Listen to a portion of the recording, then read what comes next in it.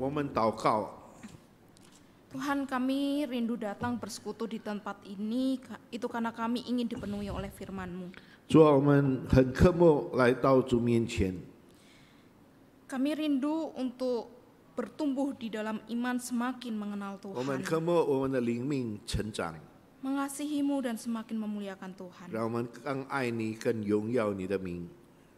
Maka Tuhan, biarlah pagi ini dengan hati yang terbuka, pikiran yang berpusatkan pada Kristus, 求你帮助我们，让我们打开我们的心门， kiranya kami boleh mendengarkan firman-Mu dan menjadi pelaku kebenaran firman 我 Tuhan. 们能够听到，并且成为一个行道的人。 Di dalam nama Tuhan Yesus kami berdoa dan mengucap syukur. 靠耶稣基督圣名祈求， Amin. 阿门。 Shalom, selamat pagi jemaat sekalian. 弟兄姊妹们，早安！ Mari kita membuka Alkitab kita akan membaca dari Markus pasalnya yang kedua. 我们一起来查看马可福音第2章。 Markus pasal yang kedua ayatnya yang ke-13 sampai yang ke-17. 马可福音第2章13节到17节。 Saya akan membacakannya dalam bahasa Indonesia, lalu nanti akan diterjemahkan ke dalam bahasa Mandarin. 先用印尼文来念。 Sesudah itu Yesus pergi lagi ke pantai danau dan seluruh orang banyak datang kepadanya. Lalu ia mengajar mereka. Dan kemudian ketika ia berjalan lewat di situ, ia melihat Lewi anak Alfeus duduk di rumah cukai, lalu ia berkata kepadanya, "Ikutlah aku." Maka berdirilah Lewi lalu mengikuti dia. Kemudian ketika Yesus makan di rumah orang itu, banyak pemungut cukai dan orang berdosa makan bersama-sama dengan dia dan murid-muridnya, sebab banyak orang yang mengikuti dia. Pada waktu ahli-ahli Taurat dari golongan Farisi melihat bahwa ia makan dengan pemungut cukai dan orang berdosa itu, berkatalah mereka kepada murid-muridnya, "Mengapa ia makan bersama-sama dengan pemungut cukai dan orang berdosa?"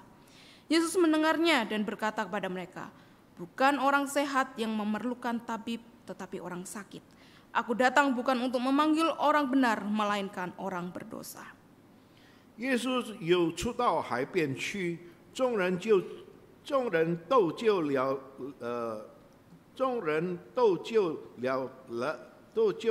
他来，他便教训他们。耶稣经过的时候，看见加勒费的儿子利未坐在水管上，就对他说：“你跟从我来。”他就起来跟从了耶稣。耶稣在利未家的坐席的时候，就好些税吏的和罪人与耶稣并门徒一同坐席，因为这样的人多，他们也跟随耶稣。法利赛人中的文士看见耶稣和罪人并税吏一同吃饭，就对他们门徒说：“他和税吏并罪人一同吃喝。”耶稣听见，就对他们说：“健康的人永不做医生，有病的人才永得做。我来本不是召义人，乃是召罪人。” Bapak Ibu Saudara, orang-orang Farisi waktu itu kelihatannya itu tidak pernah kepikiran pertanyaan tentang apakah kami adalah kumpulan orang tidak luput dari kesalahan dosa. 弟兄姊妹们，没有他们想到，不可能他们也问主耶稣说：“我们这些人是不是属于罪人？” Mereka tidak pernah bertanya, apakah Tuhan berkenan kepada saya? 他们也没有问主耶稣说：“你爱不爱我们？” Dan mereka tidak pernah menemukan jawabannya. 他们没有从主耶稣那里得到答案， Karena mereka tidak menyadari pertanyaan itu. 他们也不知道他们的问题。 Mereka tenggelam di dalam sebuah rutinitas hidup agamawi yang memuakkan Allah. 他们只有沉默在每一次敬拜中的礼节罢了。 Mereka melakukannya dengan segala kesalehan yang munafik.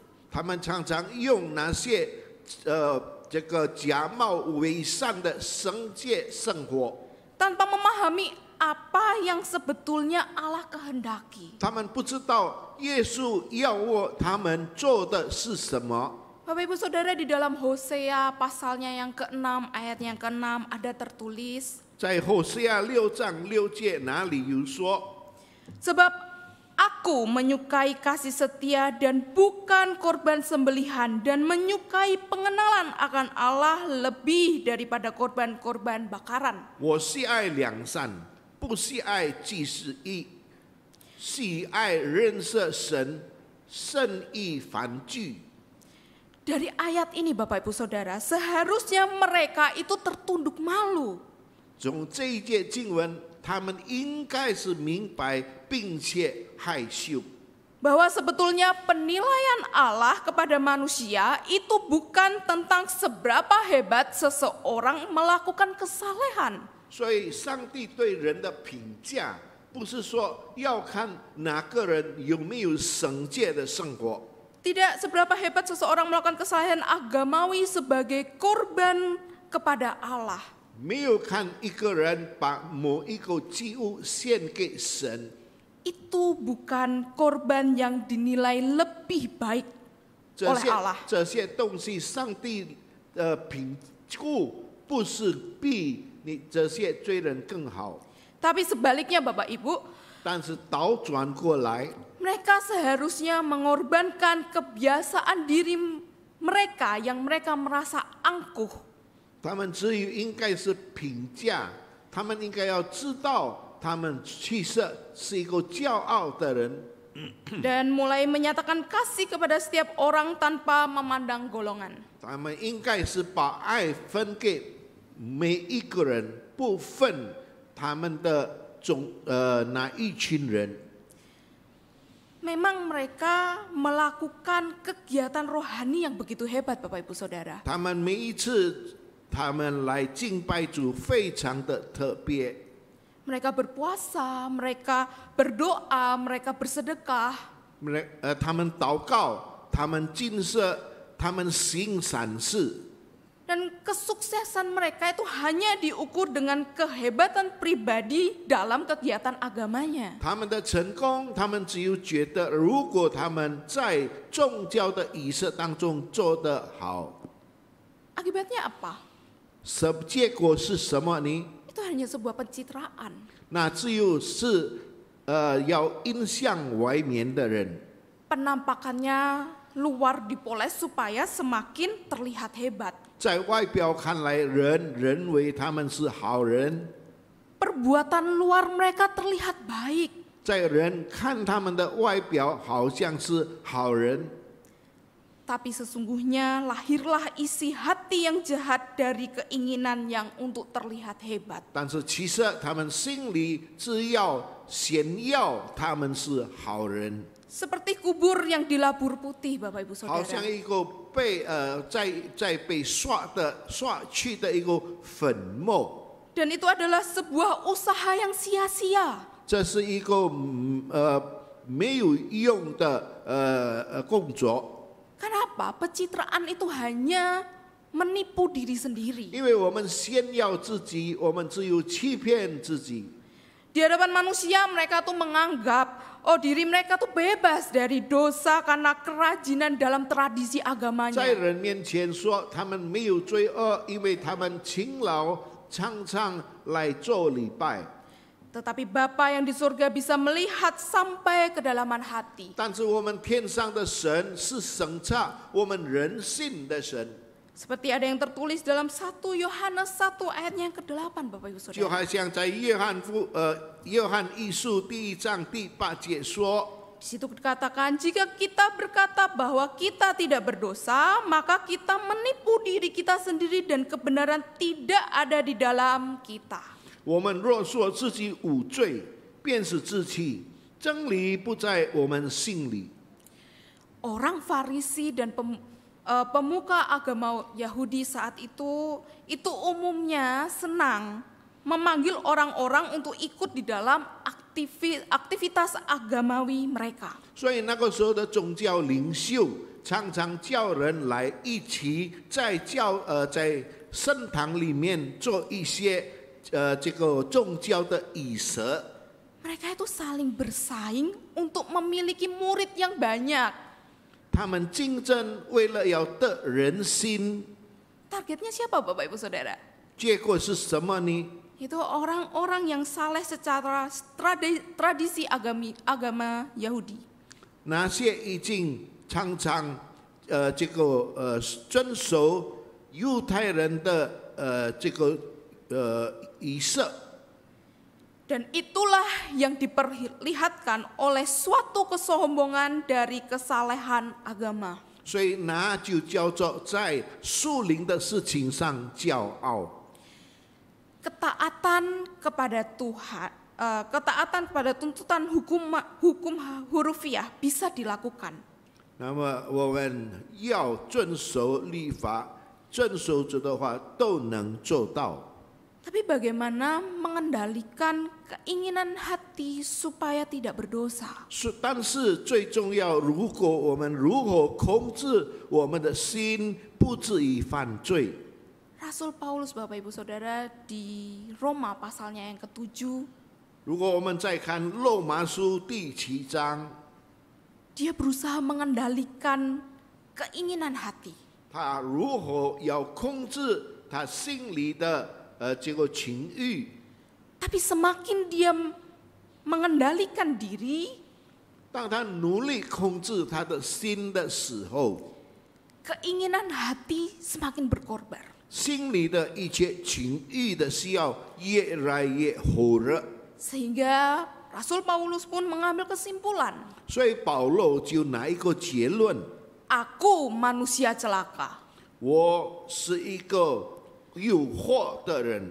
Bahkan Rasul Paulus pun menyadari betapa lemahnya dia. 使徒保罗也知道他是一个软弱的人， Dia sangat-sangat membutuhkan Tuhan untuk menolongnya dalam hidup sesuai dengan kehendak Bapa. 他需要神帮助，让他的生活过按照神的旨意。 Jadi sebenarnya Bapak Ibu Saudara, orang Farisi, orang-orang pemuka agama Yahudi itu tidak dapat membuat para pengikut mereka itu menyenangkan Bapa. 所以那些犹太的宗教领袖不能改变那些会有做出感动神的心。 Yang ada apa? 有的是什么？ Orang-orang yang mengikuti para orang Farisi ini 那些跟随法利赛人的， itu hanya membebani para pengikut mereka masing-masing. 他们只有成为那些领袖的一个重担。 Kenapa? Sebab yang mereka nyatakan itu, mereka menyatakan ketika memanggil orang adalah tuntutan hukum Taurat dan kesalehan agama. 因为如果他们召人来是为了要遵守律法， Seolah-olah itu mereka tuh berkata kayak gini, oh siapa yang saleh dan cukup terpandang baik dalam melakukan kebiasaan agama Yahudi, ya ikut kami, silakan ikut kami. 好像是他们呼召那些已经遵守律法的跟随他们。 Ya kelihatannya mereka berlomba-lomba mencari pengikut yang seperti itu. 所以他们竞争要召那些人成为他们的修徒。 Tapi bagaimana Bapak Ibu Saudara, orang yang di dalam status sosial dalam tradisi Yahudi tidak begitu dipandang baik. 但是我们知道，那些在犹太人做官的人，他们没有好的名声。 Di mata orang Farisi, bagaimana nasib mereka yang dianggap pengkhianat karena seolah memihak Romawi. 法利赛人认为那些跟随做官的犹太人是反叛了他们的种族， Seperti pemungut cukai. 好像税吏。 Bagaimana dengan mereka yang tidak punya posisi dipandang dalam tradisi patriarkal? 如果我们看那些没有地位的人，人怎么样看待他们？ Siapa orang itu? 他们是谁呢？ Ya, janda-janda, para wanita. 就是那些富人家、那些寡妇，在社会上没有社会地位， Bahkan anak-anak. 还有孩子们， Mereka mereka tidak dipandang baik oleh para pemuka agama ini. 那些宗教领袖看不起这些人。 Bagaimana dengan orang yang memiliki keterbatasan fisik? 如果一个人他的身体有缺陷的话， Sehingga dalam tradisi hukum Yahudi mereka tidak mendapat tempat terhormat di dalam rumah ibadat. 犹太人看那些残废的人在神的殿中没有地位， Bagaimana dengan mereka Bapak Ibu Saudara? 那么这些人怎么样处理呢？ Dan tentu di dalam naungan oleh para Farisi ini orang-orang seperti tadi adalah orang-orang yang di dalam golongan keterpurukan. 我就是那些法利赛人认为这些残废的人、孤儿寡妇都是包括一些有缺陷的人。 Tapi Bapak Ibu Saudara, Tuhan Yesus kita tidak seperti itu. 但是弟兄姊妹们，我们的主耶稣不是这样。 Yesus dalam pelayanannya tidak pernah melakukan seperti para Farisi dan 主耶稣在他的侍奉当中，没有好像这些法利赛人的行为。 dalam pelayanannya, dalam pengajarannya, bahkan Yesus pun mengkritik para orang Farisi ini. 在侍奉当中，在教训当中，主耶稣常常批评那些法利赛人。 Dia sering sekali mengkritik setiap mereka yang menekankan kepatuhan lahir dengan mengatasnamakan Allah. 所以主耶稣也是批评那些常常以上帝的名的法利赛人。 Mereka tidak menekankan apa itu kasih. 他们没有做出什么叫做爱。 Bahkan Bapak Ibu Saudara juga tahu dalam pelayanan Yesus pun mengasihi orang-orang yang tergolong rendah di mata orang Farisi. 弟兄姊妹们，主耶稣也明白那些在社会被人轻视、没有地位的人。 Bahkan Yesus itu menekankan pentingnya sebuah pertobatan. 耶稣强调说，一个人最重要的，他应该要从罪恶里悔改。 Dan kehidupan kekal itu hanya karena belas kasih Allah.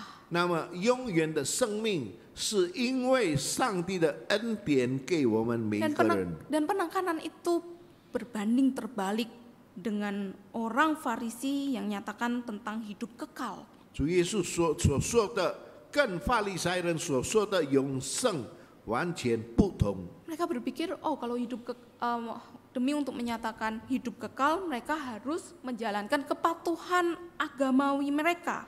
如果法利赛人说你要得着永生，那么应该要规规矩矩遵守教会的或者圣堂里面一切的规矩。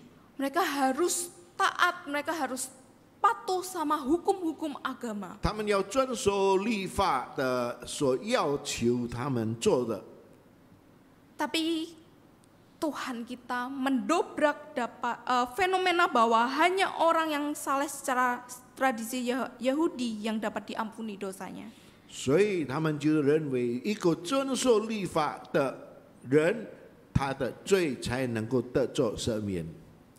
Dan lewat perenungan yang kita baca pagi ini dari Markus 2 ayat 13 sampai 17, 接着刚才我们所读的经文，马可福音第2章13到17节， kita dapat jauh memahami apa yang Tuhan Yesus sedang nyatakan. 我们能够知道，我们能明白主耶稣所要的。 Ketika dia memanggil orang berdosa sekalipun, 当他呼叫罪人，主耶稣寻找罪人的时候， Bapak Ibu Saudara yang dikasihi Tuhan, ketika dia memanggil orang berdosa, dia menyatakan dirinya sebagai pemulih.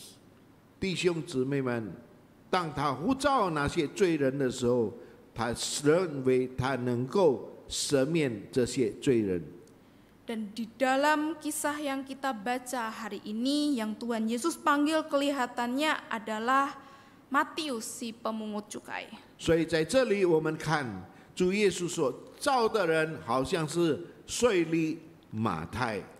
Hal ini karena kisah tersebut itu paralel dengan Matius pasalnya yang ke-9 ayat yang ke-9 sampai 13. 这也是同样同行那些在马太福音所说的税吏。 Alur kisah dalam Markus dan Matius itu juga sama-sama memulai dengan kisah penyembuhan orang lumpuh. 马太跟马可这个经文也是从那些被疫病医治好的瘫痪的人。 Sebelum masuk ke dalam kisah panggilan terhadap orang yang dianggap berdosa oleh para Farisi. 还没有呼召寻找那些有病的人的时候， Yang menariknya Bapak Ibu Saudara, 一件事情是我们感兴趣的。 Tuhan Yesus itu memberikan suatu penggambaran untuk menjelaskan bagaimana dia memposisikan dirinya itu buat manusia.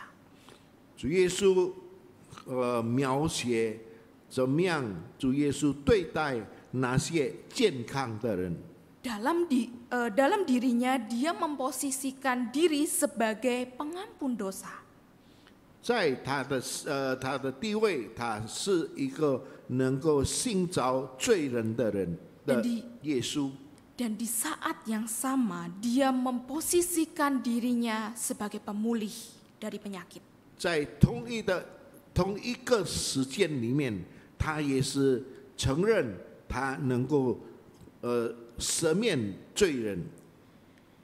Di sini Tuhan kita sedang menjelaskan bahwa tidak ada kontradiksi antara dirinya sebagai pengampun dan sebagai seorang pemulih. 在这里，我们没有看到一个不同的方面。第一方面，主耶稣是一个能够变成更新的人，也能够一个赦免罪恶的人。 Karena di hadapan Tuhan Bapak Ibu Saudara, dosa itu bagaikan suatu penyakit yang membawa kematian kekal.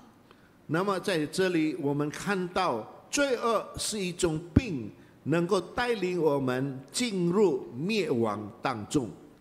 Dia menjelaskan siapa dirinya dengan penjelasan dan aplikasi yang praktis. 主耶稣介绍自己，能很清楚的把自己介绍给每一个人。 Dia langsung menunjukkan bagaimana dan di mana seorang pemulih itu harus beraksi. 他也是知道如何成为一个能使别人更新的人。 Yaitu di antara orang sakit, bukan? 这是在这个病人当中， Seorang dokter memang sudah seharusnya berada di rumah sakit ataupun di tempat praktiknya yang penuh dengan orang sakit. 如果一个医生应该是在医院或者在他的诊疗所里面。 Dokter itu bisa membuka praktiknya dari pagi sampai malam hanya untuk membuka praktik untuk orang sakit. 一个医生他能够医病人从早直到晚上， Dan begitulah seorang pemulih seharusnya beraksi. 这是一个人能够医病的人。 Dan itulah Bapak Ibu Saudara, Yesus sedang dijelaskan, Tuhan Yesus ketika dia menjelaskan dirinya secara praktis bahwa dia adalah sang pemulih itu. 主耶稣介绍他自己，他是一个能使人得着改变、更改人变成新人。 Hidupnya ada untuk orang-orang seperti itu. 他活着是为那些要改变的人， Yaitu buat mereka yang dipenuhi oleh sakitnya oleh kuasa dosa. 是那些因着罪恶的控制并生病的人。 Dan ingin pulih untuk merasakan kehidupan kekal. 所以那些有病的人，那些罪人，他们很想能够得着赦免，成为健康的人。 Mari Bapak Ibu Saudara kita menyadari bahwa Tuhan kita itu benar-benar melakukan apa yang Bapa kehendaki. 弟兄姊妹们，所以他们所做的，按照神要他们做的事情， Yaitu kasih setia. 那就是叫做忠信。 Sebagai seorang pemulih, Yesus Kristus mengaplikasikan kasih setianya dengan nyata. 那一个主耶稣能够改变人的，并且他表现出他的爱给每一个人看到。 Dia ada untuk orang-orang yang butuh pemulihannya. 他的存在是为那些需要他的人。 Tuhan kita bukan Tuhan yang bekerja malas-malesan ataupun seorang pekerja yang malah mencari keuntungan pribadi. 我们的主耶稣他所做的完全对自己没有利益， Lalu mengabaikan tugas pokoknya, tidak. 并且他没有做出他应该做的是什么事情。 Tuhan kita tidak seperti itu. 主耶稣不是这样的人， Tuhan yang memanggil kita itu setia pada apa yang harus dikerjakannya. 主耶稣信召我们，并且他做他应该对我们做的事情， Yaitu sebagai pemulih. 并且他要改变我们，变成新的人。 Dan dengan kuasanya kita bisa dipulihkan untuk menjadi manusia baru yang sehat secara rohani. 所以他能够使我们人改变我们，成为新的，成为健康，不再是一个罪人。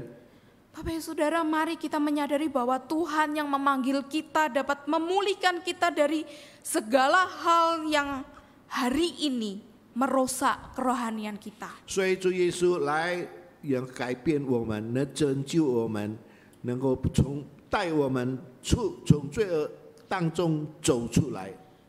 Dan di dalam kerohanian yang sehat terdapat harapan yang kuat. 如果我们有健康的灵命，那么我们就有一个健康的信心， Yaitu harapan bahwa semuanya akan indah pada waktunya. 让我们的生活在前面的日子完全是一个好的日子。 Di dalam kerohanian yang sehat terdapat damai sejahtera sekalipun kondisi kita mungkin sama sekali tidak menyediakan kedamaian apapun. 当我们的灵命已经长进的时候，我们有就好的生活，我们完全有健康、有平安在我们的生活当中。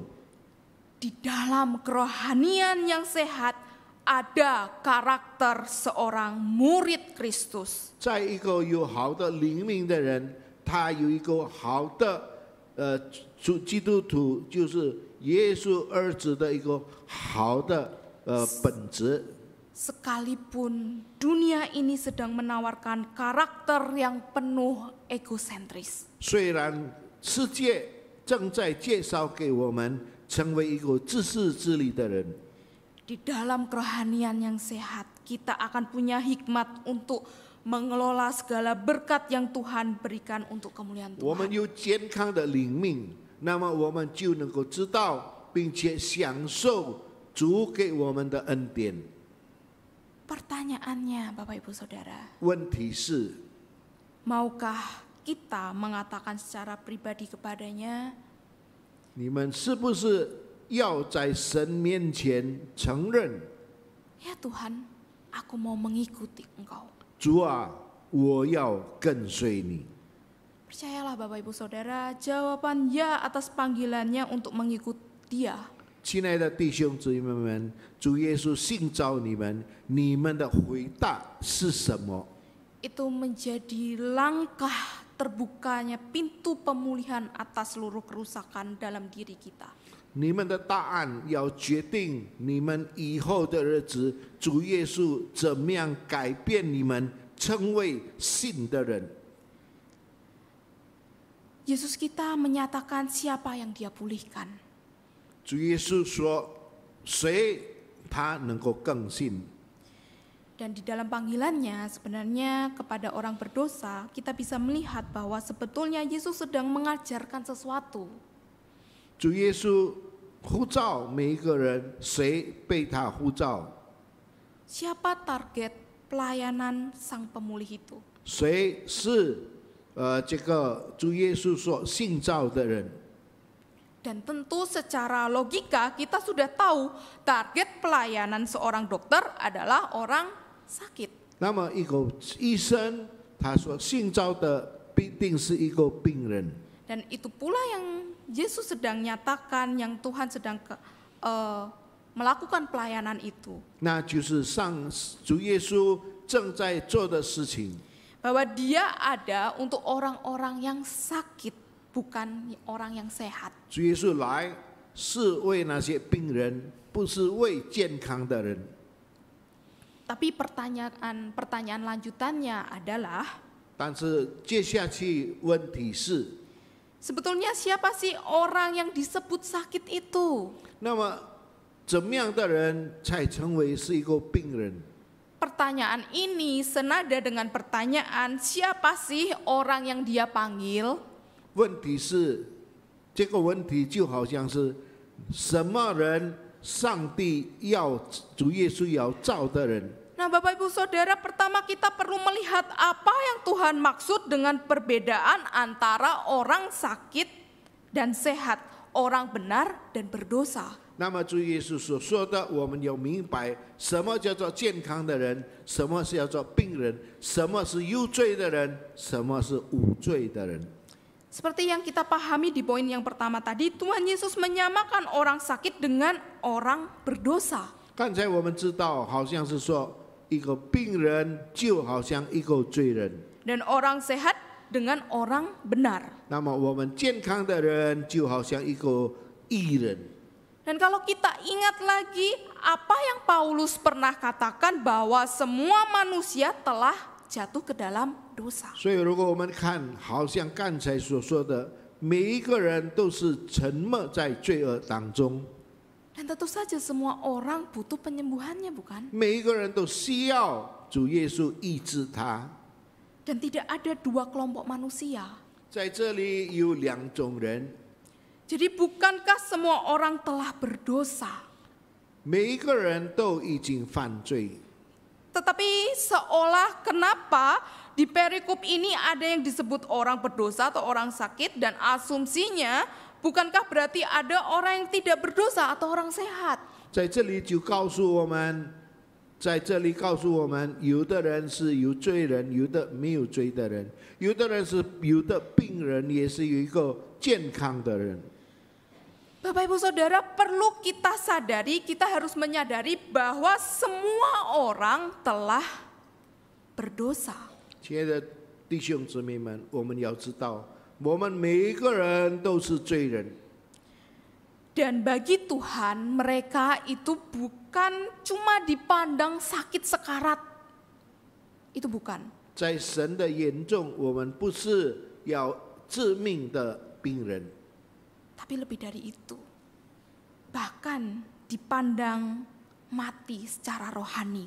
那么神看我们在属灵的方面，我们是死人。 Dan maka dari itu Bapak Ibu Saudara, 所以弟兄姊妹们， kepada semua oranglah Tuhan Yesus melayani sebagai pemulih. 每一个人，上帝都要改造，主耶稣要改造他，使他更新。 Tetapi di dalam kedaulatan Allah ternyata ada orang-orang yang menolak untuk dipulihkan. 但是在神的全能当中，每一个人都要得做改变。 Itu karena kebebalan hati mereka. 但是因着他们的硬心， Dan di dalam perikop ini Tuhan Yesus menunjuk orang-orang yang seperti itu adalah orang-orang yang menyatakan dirinya sudah cukup benar. 这些人在这里，主耶稣所说的人是哪些？他们觉得他们自己是好人。 Siapa orang itu? Yaitu orang Farisi. 哪些人是谁？那就是法利赛人。 Kalau kita pahami siapa sajakah yang disebut orang berdosa oleh Farisi, 如果我们要知道谁是罪人， maka orang-orang itu adalah mereka yang dianggap tidak mematuhi hukum Taurat. 那些没有遵守律法的人，法利赛人就说他们是罪人， Contoh pemungut cukai, 好像税吏， dianggap berdosa. 他是个罪人。 Kenapa? 为什么？ Karena dia melanggar prinsip-prinsip agama Yahudi. 因为他们这个税吏是犯了犹太人的律法。 Mereka dianggap melanggar moralitas, mereka dianggap melanggar keadilan. 因为他们已经犯了道德的律法，还有和平均的律法。 Dan mereka dianggap pemisah diri dari pengaruh asing. 并且他们自己已经远离那些犹太人的律法。Karena pada masa itu pemungut cukai tentu harus melayani pemerintahan Romawi sebagai penerima 是 pajak. 因为犹太人那些税吏，他们做的事情是为了罗马政府的好处。 Orang Farisi ini nganggap dirinya tuh suci. 法利赛人觉得他们自己是好人， Mereka nggak berpikir bahwa dirinya pun butuh seorang dokter. 他们有没有想到他们需要一个医生？ Aku ini benar, yang lain tuh berdosa. 别的人是罪人。 Maka dari itu jangan heran jika Yesus sebagai pemulih itu berpaling dari mereka, 所 para 以 orang Farisi. 不是奇怪，如果主耶稣没有倾向那些法利赛人，却倾向那些罪人。 Penekanan target pelayanan Yesus adalah bukan tentang saleh atau tidaknya orang itu, tetapi justru tentang kerendahan hati terhadap karya sang pemulih tersebut. 所以主耶稣不是看那些法利赛人，主耶稣所想的如何要拯救罪人。 Mari Bapak Ibu Saudara kita menyadari bahwa ada kesombongan di hati mereka. 弟兄姊妹们，我们看出这些法利赛人心里有自傲。 Tuhan tidak datang sama orang yang sombong. 主耶稣没有来到一个那些骄傲的人。 Kita harus dengan kerendahan diri dan kerendahan hati menyadari siapa kita di mata Dia. 我们应该用谦卑的心，在神面前知道我们自己是谁。 Kita loh adalah orang-orang yang berdosa, yang harusnya mati karena penyakit dosa. 我们是罪人，应该我们在因着罪，我们得着死亡。 Kita itu perlu menyadari 我们需要能够知道 betapa besar rasa sakit oleh kuasa dosa. 我们怎么样痛苦因着罪恶。 Sebelum kita bisa melihatnya dalam karakternya yang sejati itu. 当我们还没有看到他们真正的心情， Kalau nggak begitu, kita ngerasa oh kita nggak butuh dia. 我们就说我们不需要他， Kita akan sulit merasakan berkat yang paling penting dari dia. 我们就觉得我们从耶稣身上最需要是主给我们的恩典， Yaitu kehadirannya. 就是他们所想的。 Sebab kehadirannya adalah untuk orang-orang yang membutuhkan pemulihannya. 因为那些来到主面前的人是需要主的改变。 Banyak orang yang nggak sadar bahwa mereka adalah orang berdosa yang membutuhkan keselamatan. 很多人不知道他们是个罪人，需要得着拯救。 Mereka berdalih perbuatan baik saya lebih banyak daripada perbuatan buruk saya. 他们觉得他们已经做了很多的善事， Saya tidak seburuk orang lain. 我不好像别的人那样坏， Pada umumnya saya ini loh orang baik. 我是个好人。 Mereka merasa bahwa kelemahan-kelemahan sebagai manusia tidak akan memengaruhi keberadaan mereka di hadapan Allah yang Maha 所 Kuasa. 以我们在神面前就成为一个罪人。 Bapak Ibu Saudara, bayangkan kalau ada seorang warga dibawa ke pengadilan karena beberapa tuduhan mencuri di toko. 弟兄姊妹们，我们想象得到，有一个平民被带到这个法官面前受审判。 Sia-sia aja kalau ia memohon kepada hakim dan berkata, oh jangan hukum saya Pak, aku loh sudah banyak melakukan perbuatan baik. 他在法官面前，你不要惩罚我，因为我做了很多善事。 Sia-sia dia berkata seperti demikian. 他就在法官面前怎么说？ Kenapa? Karena hakim tersebut tentu akan menghukum berdasarkan aturan yang dilanggar. 因为法官就要刑罚他，按照他犯的罪。 Bukan berdasarkan sebuah kebaikan dan keburukan yang sudah dilakukan orang itu. 不是以他所行的善事来衡量他的罪。 Sia-sia aja kalau dia berkata, loh Pak selama ini loh saya adalah warga yang patuh hukum. 但没有用在法官面前说我是一个守律法的人。 Sebab di balik semua kebaikan itu ada aturan yang harus ditegakkan dan ada sanksi yang perlu diberikan berdasarkan hukum yang ada. 每一个行为都要用律法来审判。 Maka orang yang bersalah harus diadili sesuai pelanggarannya. 所以罪人就应该受惩罚， Bukan berdasarkan perbuatan baiknya. 也不是按照他所行的善事。